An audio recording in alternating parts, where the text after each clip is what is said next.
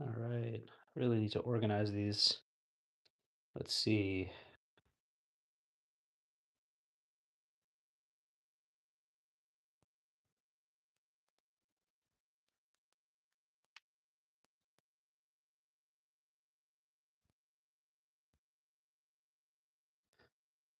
Okay.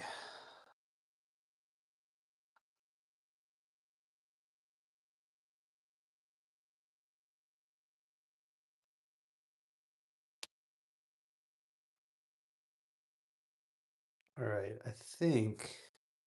I should put, I think I'm going to do it by region. Not chronological, but maybe by like uh time and maybe just by place. So like all of my Arizona stuff, I kind of have it like that. So like I've got some of these Arizona paintings here. This is in Mesa.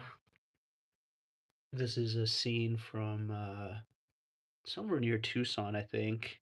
Some of these are plein air, and honestly, they're just like I'm kind of thinking maybe I just get rid of some. Like this is just straight trash. This was outside of my Airbnb in Apache Junction, Arizona, and I just hate it. Like there's like weird white edges. I was kind of moving fast because I had to check out of my Airbnb, and so I just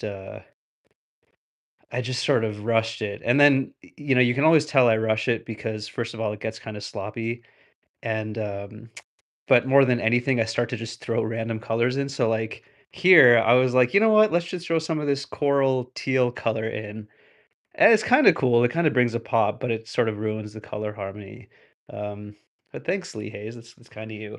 Uh, yeah, and then another Arizona one that I think is a flop is this one is really funny. So this is on the way to the Superstition Mountains, and actually I was driving. I don't know if you've seen my Painting the Past episode about the Superstition Mountains, but this was on the drive out there. It's this dirt road.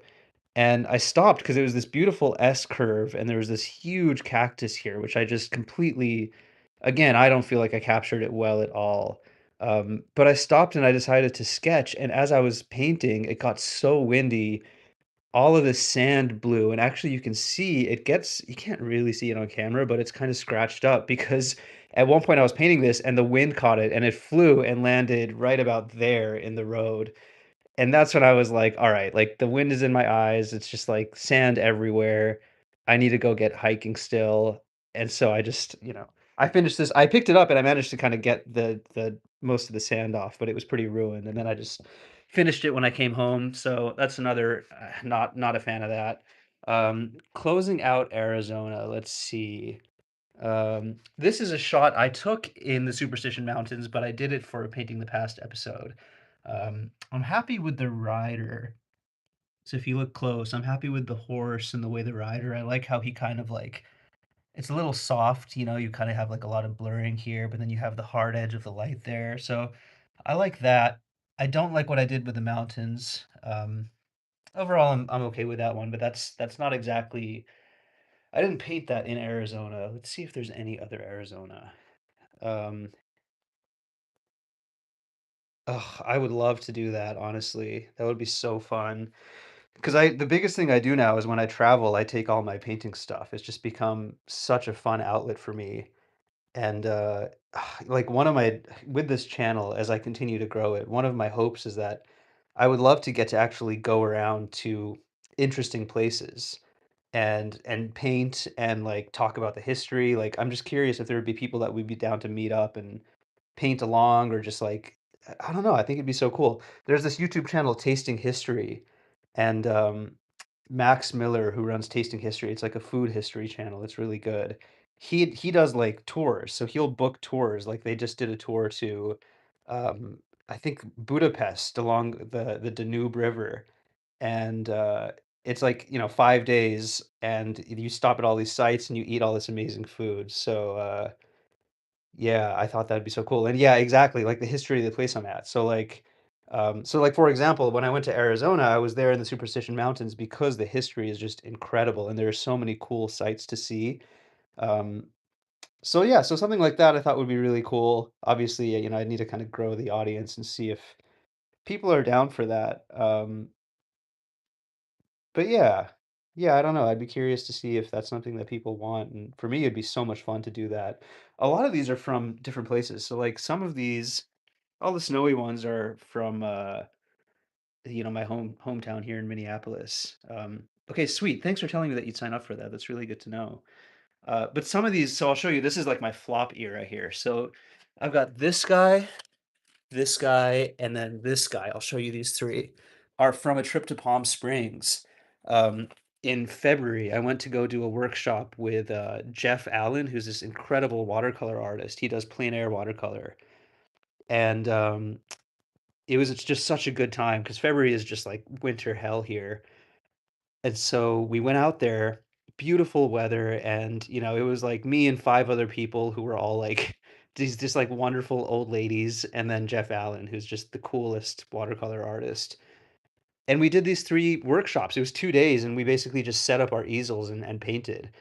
This is the only one I'm focusing on this because this is the only one that I'm even remotely happy with, but this was a park at the base of this. I think it was the San Jacinto Mountains.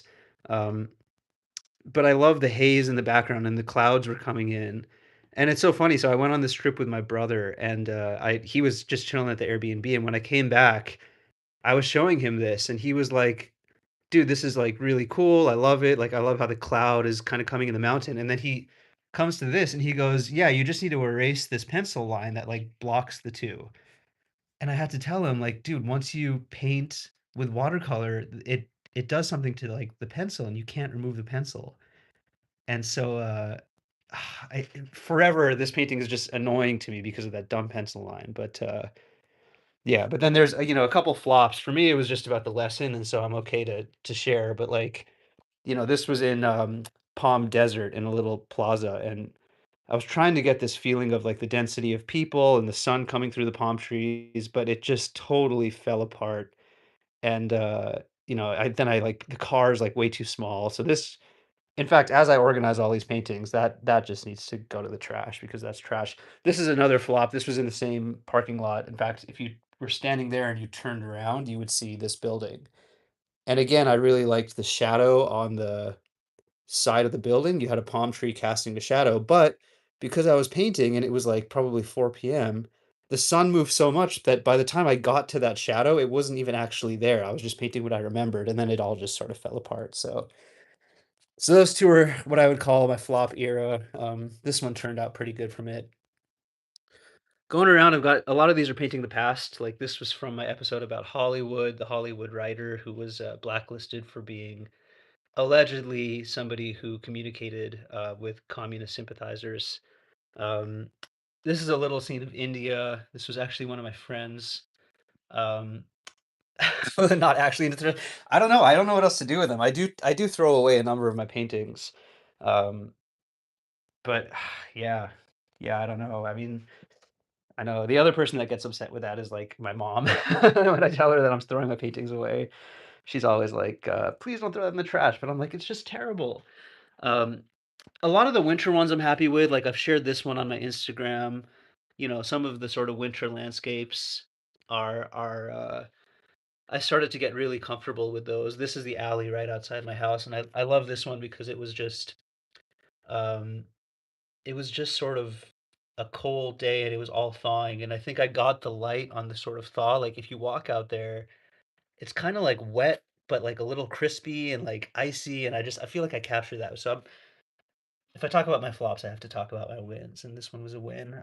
There is occasionally, I get a winter flop. This guy, not too happy with. This is the Parks Department by Lake Harriet in Minneapolis, and, this is taken from the road that leads to the lake, so the lake is, like, right there, and when I walk my dog every day, I walk right past this. I loved the way that this, gate thing was casting a shadow, um, and I thought it was so cool, the shadow was kinda leading up to this building, and the building has this beautiful light hitting it, which I kinda got, and then you had these 2 trucks that were bright, and so in theory, it all just had this beautiful sort of orangey glow and the sort of soft clouds of winter. And, yeah, in theory, this could have been a banger, but somewhere along the way, It just got too busy, and I think the pain point is here. I think this is sort of where it just becomes too, like, there's too many layers, there's too many colors. I should have just done, like, 2 or 3 shadows and left it, but I just kinda kept going there, and I think it muddies the whole thing. Um, so, yeah, thanks, Fiona, for the comment about the alley. Yeah, it's very, like, city, suburban vibes. I actually this is facing south from my alley, and if you were to turn and face the other way, there's an equally beautiful, sort of peaceful and, I don't know what the word is, almost like drab alley, and it's on my list to paint. I have some great reference photos of that. So that's that one. Yeah, this guy, I don't know what to do with that. I see your comment, Lee Hayes, about sending them to people. If you want that one, send me your address. I'll send it to you. Let's see. Closing out the winter. I've shared this one before. Let's see if we can walk over here without stepping on my paintings. Whoops. This is Lake Harriet after some fresh snow. I started to paint this in, let's see. I started to paint this in person, but then it got too cold and I think I was sitting on a snowbank and I got wet. So I left, and then I added these skis didn't exist. I added them because if you look at the composition here, let me move. Whoops. If you look at the composition here, you have a lot of horizontal movement. You have the horizon, you have the horizontal branches coming out. Even the shadows are moving across. And so I realized like I kind of need to break that up somehow. So I just thought, why not stick some vertical skis straight up? And I think I'm pretty happy with that composition because I think that balances it, and it also gives it a focal point because it was becoming very, like, bland, a lot of browns and blues, and so this bright yellow really pops on that, and I think it also complements the sort of yellow reflection. Um, let's see. Uh, Lee Hayes, if you are in the US, it is not that much. Like, to ship, it is, oh, man, like, less than $5 usually in the US if I just do USPS. Uh, if you actually want that piece, my email is in the info of my Painting the Past page. It's also just painting the past 2025, like 2025 at gmail.com. Feel free to shoot me an email. Yeah, as I said, that guy really is going in the trash. So if you want it, it's all yours. Yeah, that's the other snow one. This was my Minnesota episode. And I'm really happy with that. That was painted at like 5 a.m.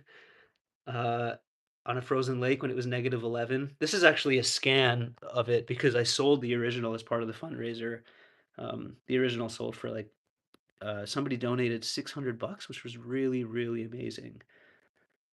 Let's see, flop right there. That was a plein air, but I forgot I forgot my pencil, so I just had to freestyle it, and so all the proportions are off because I couldn't do a drawing. One of my best friends is living in India, and he's volunteering at a school there, and he sent me this photo of the kids playing soccer. I'm not happy with this primarily because this is a really weird paper. It is, St. Cuthbert's Mill paper, and it's really thick and heavy. It's almost like a canvas, and it just does weird things, and in my opinion, it all starts to look kinda waxy, and, like, the water doesn't really run on it, so you get these kinda terrible cutout shapes. You can see the people just look all cut out and sort of not flowy, and, yeah, so I painted this one morning when I had some time after he sent me that photo, but I was gonna send it to him, but I'm not happy with it. So if I think I would do it again because I like the sort of kicking up of the dust back there, but I'd do it on actually good paper like Arches so that it doesn't come out with that effect. This was for my Painting the Past episode about India, um, about Dharavi, which is a slum in Mumbai that is set to be demolished that a billionaire just bought. If you haven't seen that episode, you should. And this photo I took myself actually in 2018 in Mumbai. I was in India for work and I walked by this guy and I wanted to take a photo, but I didn't want him to know. So I just kind of held my camera down by my chest and pointed. And it came with this weird framing where his face was cut off. And I actually really like it. So I'm happy with the shirt. If you look at the sort of flowiness of the shirt, really happy with that. Pretty happy with the hands too, because those are just insanely hard to do. Yeah, pretty happy with that. This was done at Sunrise and Joshua Tree. This was just a fun little sketch, that's a dead cholla cactus, and this was at, let's see, probably 5:30 AM as the sun came up, and, it's never gonna look that great because it was just, like, meant to be a very quick sketch, but really fun, and I will not throw that one because it was a very good memory.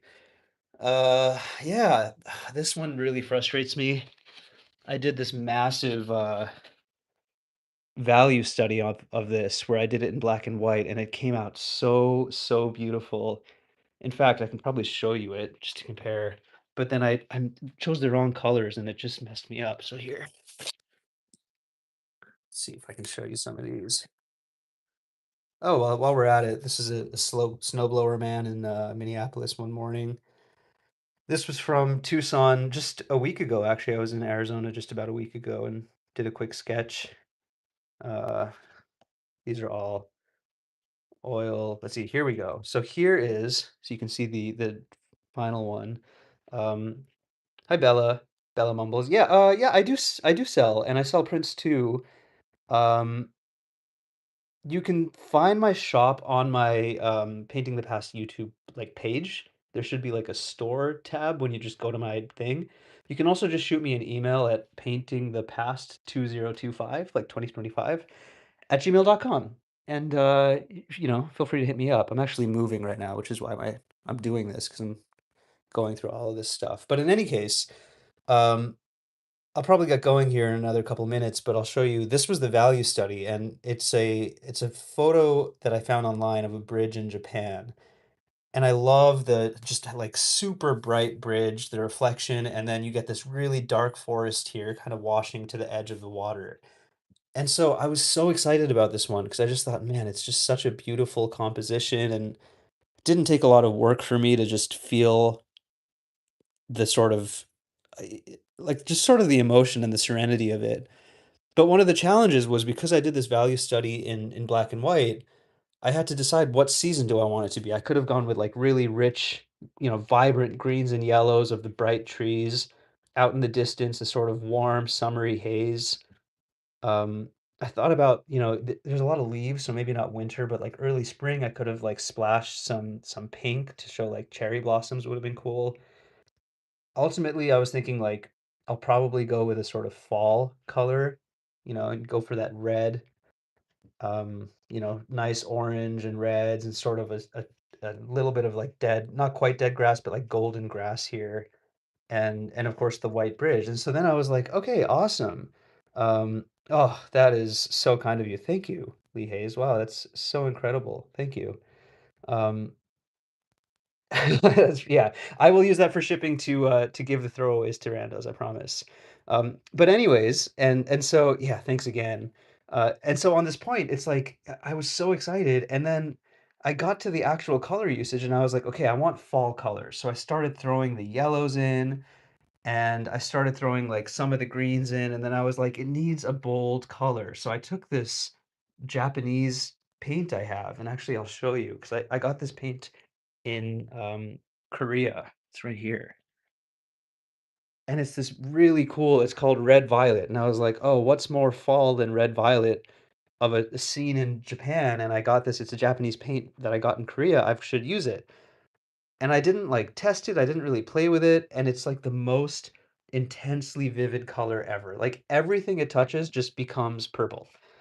And so pretty quickly I was stuck with this like insanely bright purple color, and I had already laid in the greens and the yellows, and so, like, you can see, like, the worst is right here where it's like, this looks like a I don't even know, this looks like a multicolored pom-pom or something.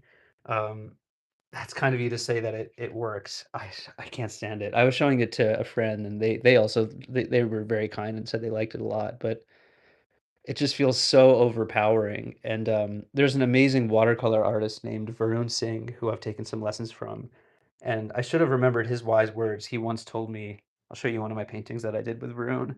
Um, he once told me, "If you use red, everything else looks dull in comparison," and I thought that's such a good point. Here, let's see if I can find this here. So this is a painting from Varun. So here's an example of red that works. Um, this was a lesson I did with Varun Singh. And you know, he had kind of done the composition already, and then we just worked through it together, but this is a great example of using red perfectly, and, like, oh, yeah, he's just a genius. He's a kid, he's, like, 20 years old, and, he's an art student in Mumbai, and, he does lessons every once in a while, and he's just a genius. His specialty is, like, interior, so he's really good at, like, textures and things like that. Like, he helped me a lot with trying to figure out how do I get a soft but heavy feeling of drapes, and I think he nailed it there. Um, but this is a great example of, like, you use red, remember, it's gonna make everything else pale in comparison, but in this photo, it works so well because the red is just this bright focal point, and then you can even, like, even here, you know, I was like, "How do I sort of blend it?" And he was like, "Just don't even do anything." So I just sort of let it all bleed together. So if you look at it, if you actually focus on this point right here, it's like, what's even going on? It's all just kind of washed out. But that doesn't matter because you have this really strong, vivid red down below that just it just sort of anchors the whole thing. So yeah, I'm really happy with that one. Um, yeah, so there we go. It's so fun to go through all these old paintings. Um, one of my favorites was where is it? Let's see. Where's it? Oh, here we go. Yeah, so this is what I'll end on. Cityscapes and oceans. Yeah, cityscapes are really fun. I've done a few. Um, yeah, I'll show you my Japan one real quick, and then I'll show you that painting, and then I think I'm gonna get going. Let's see if I can find my Japan painting in here. I might not. Here we go.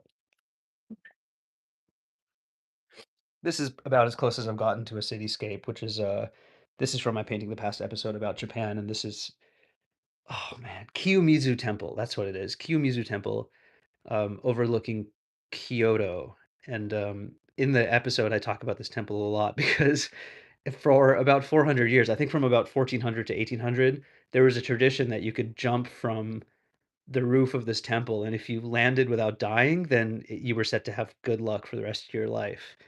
And of course, that didn't always work, but they eventually banned that. But I talk about that in the video. But yeah, this is kind of a fun one. It kind of came through, it kind of didn't. It's not quite like a cityscape. It's sort of like the city in the background. But I like how I blurred out this. You know, I added some sort of texture. So you know that one turned out okay. Okay, I will get going in a second, but I'll show you this one. This is one of my favorites, just because it's so soft and I wish I could take full credit for it, but I actually just got really lucky with the pink in the background because I was putting the sky in and it was all really wet and I was trying to get a little bit of pink right. You can see the clouds sort of towards the top, like up here. I wanted to just get a touch of pink up there. And then it was too watery and it all ran down. And I thought I had ruined it, but when you pull it back, that sort of pink haze on the horizon, I think just pulls the whole thing together. So I got lucky with that. Sometimes that's the beauty of watercolor is you can make these mistakes and, like, they just turn into these beautiful sort of flows that you would never expect otherwise. So, thanks for tuning in. I really, really appreciate it. I was going through these and I thought it'd be fun to just show people. So, yeah. And then, yeah, if you want, to the folks that are still reaching out, yeah, you can shoot me an email, paintingthepast2025 at gmail.com. Um, Lee Hayes has very kindly sent that $20 and that'll help cover some of my shipping. So, so thanks y'all. Have a good Sunday. Happy Easter Sunday and have a good week ahead. All right. See ya.